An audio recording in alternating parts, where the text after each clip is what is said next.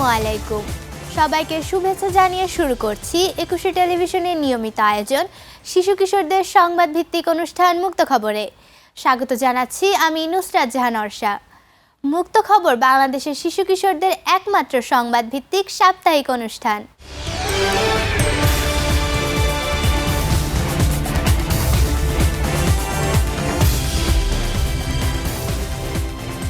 প্রশিক্ষণপ্রাপ্ত ৪০ জন শিশু সাংবাদিকের এই দলে সমাজের সব শ্রেণীর কিশোর কিশোরীরা রয়েছে। মুক্ত খবর অনুষ্ঠানের গবেষণা, সংবাদ তৈরি এবং সম্পাদনায় এরা অংশ নেয়। ২১শে টেলিভিশন একটি জাতীয় সম্প্রচার মাধ্যম হিসেবে কিশোর কিশোরীদের মত প্রকাশের অধিকার হিসেবে আধুনিক দৃষ্টিভঙ্গি গড়ে তোলায় বিশ্বাসী। প্রথমে খবর শিরোনামে রয়েছে, দেশের খবরে থাকছে সিলেটের শিক্ষাবৃত্তি পরীক্ষা, ৫,০০০ শিক্ষার্থীর অংশগ্রহণ। আমাদের সাফল্য আমাদের অর্জন খবরে থাকছে লালমনিরহাটের শিক্ষকের রাজকীয় বিদায়। স্বাস্থ্য তথ্য খবরে থাকছে বাড়ছে শীতের প্রবাহ, শিশুদের স্বাস্থ্য সংকট। প্রাণীজগৎ খবরে থাকছে সমুদ্রের ছোট চটপটে রঙিন মাছ ডার্ট ফিশ। আন্তর্জাতিক খবরে থাকছে পাকিস্তানের জোরদার পোলিও টিকাদান। মাঠে ময়দানে খবরে থাকছে শিশু কিশোরদের জন্য খাগড়াছড়িতে মিনি স্টেডিয়াম।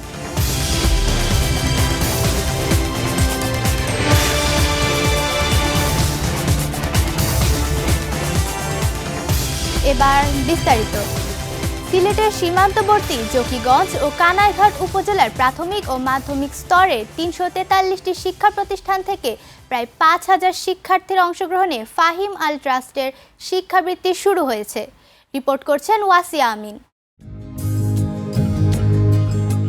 সিলেটের সীমান্তবর্তী জকিগঞ্জ ও কানাইঘাট উপজেলার প্রাথমিক ও মাধ্যমিক স্তরের ৩৪৩টি শিক্ষা প্রতিষ্ঠান থেকে প্রায় ৫,০০০ শিক্ষার্থীর অংশগ্রহণে ফাহিম আল ট্রাস্টের শিক্ষাবৃত্তি শুরু হয়েছে। জকিগঞ্জের মৌলভী ছাইর আলী উচ্চ বিদ্যালয়, বারহাল এইয়া উচ্চ বিদ্যালয় এবং শাহবাগ উচ্চ বিদ্যালয় ও কলেজ কেন্দ্রে বৃত্তি দুদিনব্যাপী পরীক্ষা শুরু হয়। পরীক্ষা চলাকালে কেন্দ্র পরিদর্শন করেন শাহজালাল বিজ্ঞান ও প্রযুক্তি বিশ্ববিদ্যালয়ের লোকপ্রশাসন বিভাগের বিভাগীয় প্রধান আশরাফ সিদ্দিক, ট্রাস্টের সচিব প্রধান শিক্ষক সাব্বির আহমদ ও ট্রাস্টের সহসভাপতি এটিএম সেলিম চৌধুরী সহ বিভিন্ন শিক্ষা প্রতিষ্ঠানের প্রধানরা উপস্থিত ছিলেন। আজ ৩৪৫টা কেন্দ্র থেকে ৫,০০০-এর বেশি স্টুডেন্ট আসছেন। আমি প্রতিটা কেন্দ্রেই ঘুরে আসলাম। এত সুশৃঙ্খলভাবে সুন্দরভাবে এই যে পরীক্ষাগুলো হচ্ছে, সেটা আসলে আমাদের বাংলাদেশের শিক্ষা ব্যবস্থার যে অগ্রযাত্রা, সেটাকে আরও বেশি ত্বরান্বিত করবে। ওয়াসিয়া আমিন, মুক্ত খবর, ২১শে টেলিভিশন।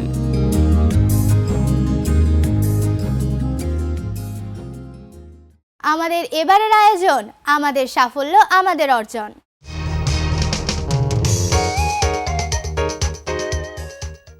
ফুলে সজ্জিত গাড়িতে করে প্রিয় শিক্ষককে রাজকীয় বিদায় জানিয়েছে লালমনিরহাটের আদিতমারী উপজেলার মহিষখোচা বহুমুখী উচ্চ বিদ্যালয় ও কলেজের শিক্ষক শিক্ষার্থীরা। স্কুলটির শিক্ষক আব্দুল জলিল দীর্ঘ ৪০ বছরের শিক্ষাদান শেষ করে গত ১০ নভেম্বর অবসরে যান। বিদায় বেলায় শিক্ষার্থীদের এমন আয়োজনের জন্য কৃতজ্ঞতা জানান এবং ভালো মানুষ হয়ে ওঠার পরামর্শ দেন। বিস্তারিত জানাচ্ছেন তাওহিদ ইবনে মুশফিক। লালমনিরহাটের আদিতমারী উপজেলার মহিষখোচা বহুমুখী উচ্চ বিদ্যালয় ও কলেজের শিক্ষক আব্দুল জলিল দীর্ঘ ৪০ বছরের শিক্ষকতা জীবনের ইতি টেনে অবসরে যান। উপলক্ষে ব্যতিক্রম আয়োজন করে স্কুলের শিক্ষক এবং শিক্ষার্থীরা।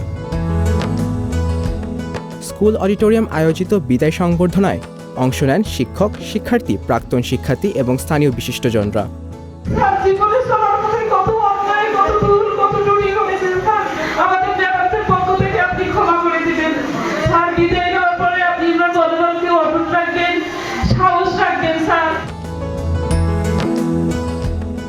শিক্ষার্থীরা আবেগঘন কণ্ঠে প্রিয় স্যারকে বিদায় জানান জলিল স্যারের শিক্ষাদানের অভাব থেকে যাবে চিরদিন। আজ তার বিদায়ে এতদিনের জমে থাকা কিছু আবেগ অনুভূতি, তার চলে যাওয়ার কষ্টটা আমরা ধরে রাখতে না পেরে আজ সেই ভাষণে কিছু বলার চেষ্টা করেছি। একজন শিক্ষক আমাদের যিনি শিখাইছে, আমাদের মা বাবার থেকেও তো বেশি উনি শিখাইছে, এই কারণে তো কষ্ট তো লাগারই কথা আমাদের। তো স্যারকে এভাবে আমরা বিদায় দিব। আমি আমার প্রতিষ্ঠান প্রধানের সাথে আমি শেয়ার করি। প্রতিষ্ঠান প্রধানের সাথে শেয়ার করার পর উনি আমাকে আশ্বস্ত করেন যে আপনি আপনার মতো করে একটা বিদায়ের সুন্দর একটা ব্যবস্থা করেন। আমার স্কাউট দলের সাথে আমি পরামর্শ করার পরে আমি একটা ভ্যানে স্যারকে বাড়িতে পৌঁছা দেওয়ার যে প্রক্রিয়া বা ব্যবস্থা সেটা আমি পদক্ষেপ নেই। পরে স্কুলটির স্কাউটের শিক্ষক এবং শিক্ষার্থীরা প্রায় শিক্ষককে বাসায় পৌঁছে দিতে একটি অটো ফুল দিয়ে সাজিয়ে তোলেন। বিদায় অনুষ্ঠান শেষে সেই ফুলে সজ্জিত অটোতে করে স্কাউট সদস্যরা স্কট করে স্কুল থেকে শিক্ষককে আব্দুল জলিলকে তার বাড়ি পৌঁছে দেন। শিক্ষার্থীদের এই ভালোবাসায় সিক্ত হন শিক্ষক আব্দুল জলিল। উপদেশ দেন ভালো মানুষ হওয়ার। আজ আমার শেষ দিন, সঙ্গত কারণে এই প্রতিষ্ঠান আমাকে যথাযোগ্য মর্যাদায় বিদায় দিল এবং বাড়ি পৌঁছায় দিল, এজন্য আমার ছাত্রদের ধন্যবাদ। শিক্ষার মান তো এখন বর্তমান যুগে একটু নিম্নগামী। আমি আমার ছাত্রছাত্রীদের বলবো একটু পড়াশোনা করে মানুষের মতো মানুষ হওয়ার জন্য। 1985 সালে তিনি মহিষখোঁচা বহুমুখী উচ্চ বিদ্যালয়ের সহকারী শিক্ষক হিসাবে যোগ দেন। মোহাম্মদ তাওহিদ ইবনে মুশফিক, মুক্ত খবর, 21 টেলিভিশন।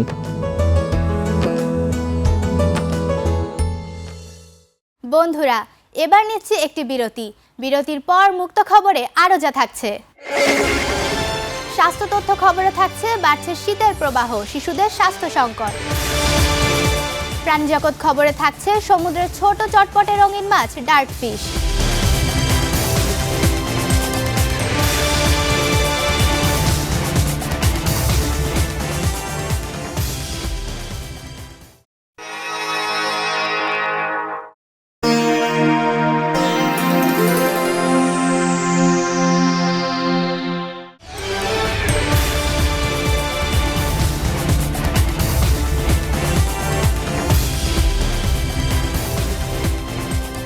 বিরতির পর আবার স্বাগত জানাচ্ছি শিশু কিশোরদের সংবাদ ভিত্তিক অনুষ্ঠান মুক্ত খবরে। সাথে আছি আমি নুসরাত জাহান অর্ষা। আমাদের এবারের আয়োজন স্বাস্থ্য তথ্য।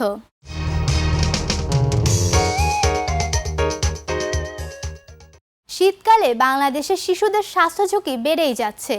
কাশি, জ্বর, সর্দি এবং নিউমোনিয়ার মতো শীত সম্পর্কিত রোগে শিশুদের হাসপাতালে আসার সংখ্যা বেড়েছে। বিস্তারিত জানাচ্ছে জামিনী আক্তার ঝুমুর। গত কয়েক সপ্তাহে শিশুদের মধ্যে শীত সম্পর্কিত রোগের সংখ্যা উল্লেখযোগ্যভাবে বাড়ছে। বিশেষ করে 5 বছরের নিচে শিশুদের মধ্যে শ্বাসকষ্ট, নিউমোনিয়া এবং ব্রঙ্কিওলাইটিসের মতো সমস্যা লক্ষ্য করা গেছে।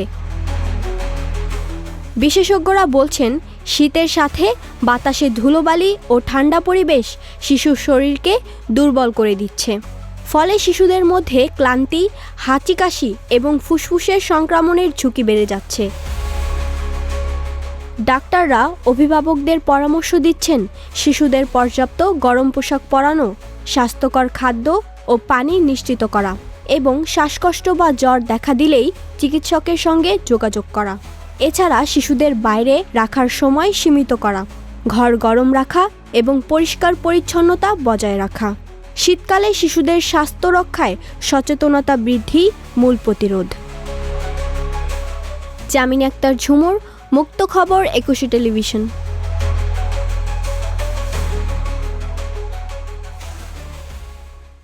আমাদের এবারের আয়োজন প্রাণী জগৎ।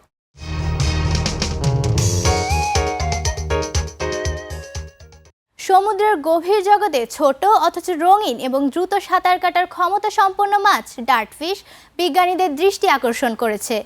বিশেষ করে প্রবাল রিফে এই মাছের চমকপ্রদ আচরণ পর্যবেক্ষণ করা হয়েছে। বিস্তারিত থাকছে আকসার আক্তার অথয়ের ডেস্ক রিপোর্টে।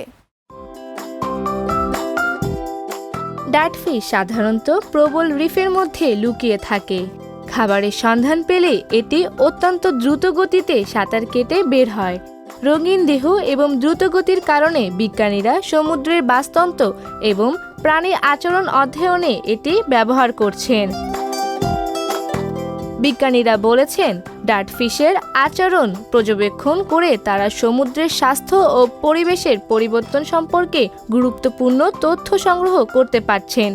এটি সমুদ্রের পরিবেশগত সূচক হিসাবে বিশেষ গুরুত্ব রাখে।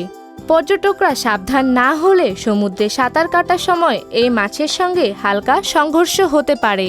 তবে ডার্টফিশকে কাছ থেকে দেখার অভিজ্ঞতা সমুদ্র প্রেমীদের জন্য এক চমৎকার আনন্দের। বিশেষজ্ঞরা বলেছেন এই মাছের রঙিন দেহ এবং দ্রুতগতির কারণে এটি সমুদ্রের পর্যটন এবং শিক্ষামূলক গবেষণার জন্য আকর্ষণীয়। পর্যটকরা সতর্ক থাকলে এবং নিরাপদ দূরত্ব বজায় রাখলে সবাই উপকৃত হবে। আকসার আক্তার অথই, ডেস্ক রিপোর্ট, মুক্ত খবর, 21 টেলিভিশন।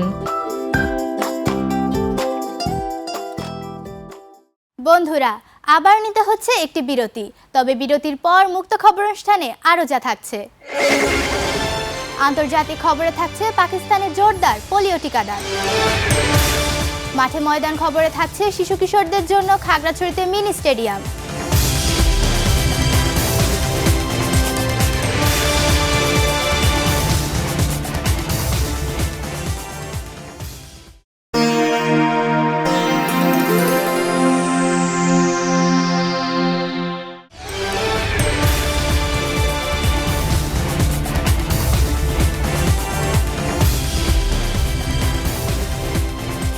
বিরতির পর আরও একবার স্বাগত জানাচ্ছি শিশু কিশোরদের সংবাদ ভিত্তিক অনুষ্ঠান মুক্ত খবরে। পুরো সময় জুড়ে সাথে আছি আমি নুসরাত জাহান অর্ষা।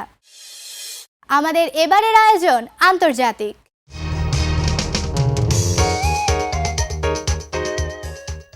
পাকিস্তানে আবারও পোলিও আক্রান্ত শিশুর সংখ্যা বাড়ায় উদ্বেগ দেখা দিয়েছে।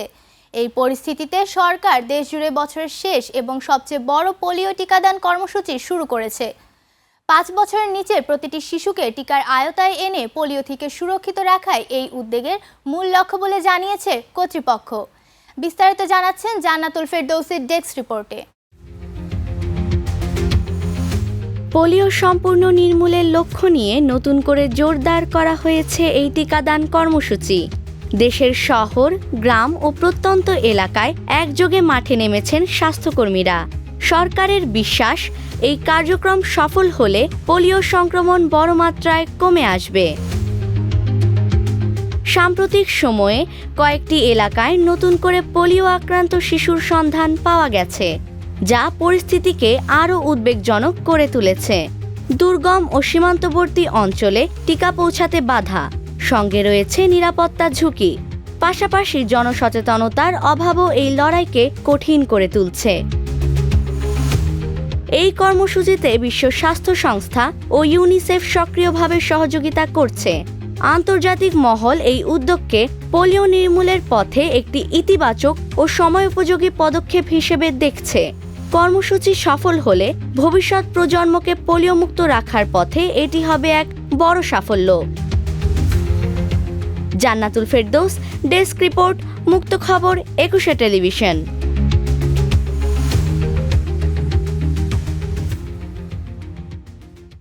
আমাদের এবারের আয়োজন মাঠে ময়দানে।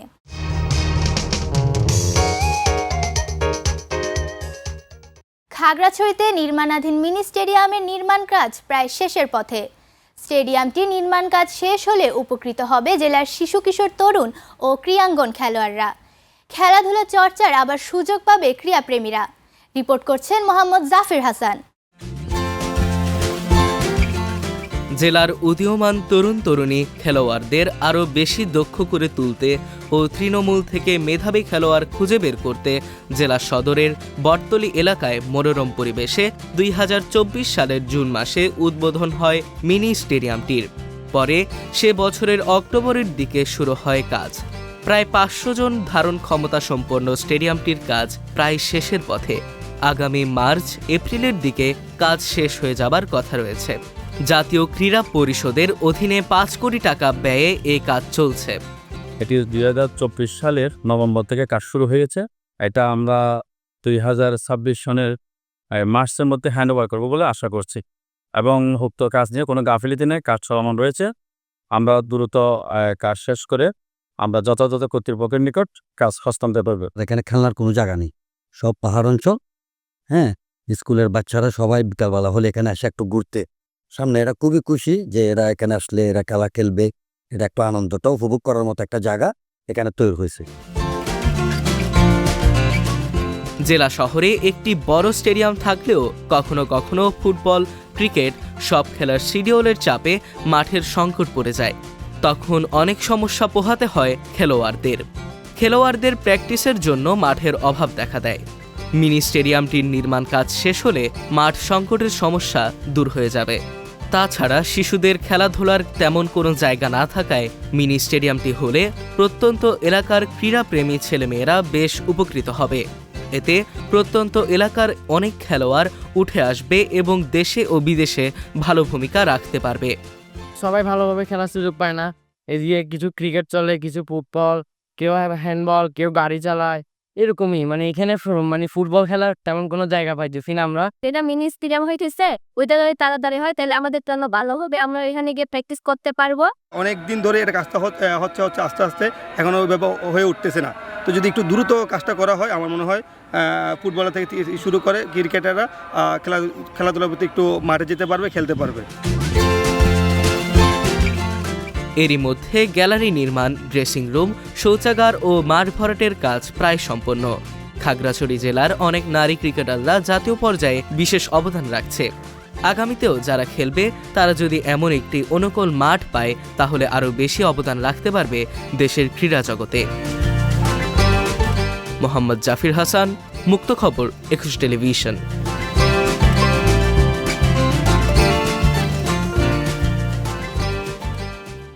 এবার একটি বিশেষ বিজ্ঞপ্তি।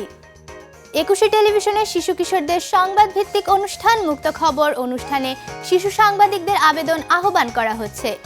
ঢাকা সহ বাংলাদেশের বিভিন্ন জেলায় সংবাদ পাঠক পাঠিকা ও বিভাগীয় প্রতিনিধি, জেলা প্রতিনিধি, শিশু সাংবাদিক আবশ্যক। বয়সসীমা 8 থেকে 18 বছর, বয়স সনদপত্র অনুযায়ী। আগ্রহী শিশু কিশোর কিশোরী সরাসরি যোগাযোগ ও জীবন বৃত্তান্ত পাঠাও এই ঠিকানায়। প্রযোজক মুক্ত খবর, 21 television limited, Jahangir tower 10, Kazi Nazrul Islam Avenue, Karwan বাজার, ঢাকা 1215, ফোন 0255014316 থেকে 25 পর্যন্ত, মোবাইল 019586644544, ইমেইল muktokhabor@21tv.com অথবা muktokhabor2025@gmail.com। আমরা থাকব তোমাদের মতামতের অপেক্ষায়। প্রিয় শিশু কিশোর বন্ধুরা, আমরা অনুষ্ঠানের শেষ প্রান্তে চলে এসেছি। প্রতি পর্বে আমরা হাজির তোমাদের কাছে। সবাইকে আগামী পর্ব দেখার আমন্ত্রণ জানিয়ে আমি নুসরাত জাহান অর্ষা শেষ করছি তোমাদের প্রিয় মুক্ত খবর। ততক্ষণ ভালো থেকো, সুস্থ থেকো এবং চোখ রেখো 21 টেলিভিশনের পর্দায়। প্রতিদিন রাত ভর তুলে আনে পৃথিবী মুক্ত খবর।